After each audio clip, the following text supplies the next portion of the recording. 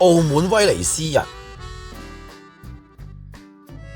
佢曾經係亞洲最大嘅酒店，呢次終於有機會體驗一下。一入房間，馬上被佢寬闊嘅空間所吸引。套房嘅設計，客廳同睡房分割得好好，梳化床打開後可以住更多嘅人。我特別鍾意佢嘅洗手間，又大又舒服，仲有佢個衣櫃巨大同埋有深度。房間設備齊全，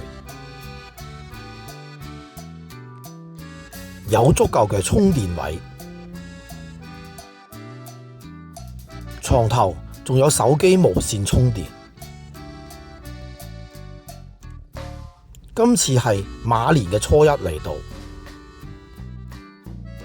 樓下嘅美食廣場真係好多人，一位難求。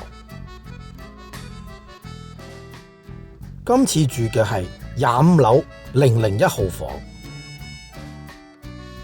佢屬於尾房，設施應該同其他嘅差唔多，用品應該一樣豪華，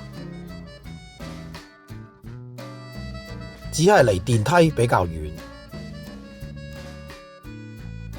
離開電梯之後，需要行多幾步，先至去到房間。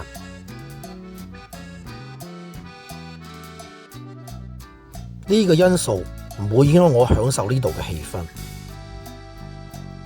大家都係住到唔捨得走。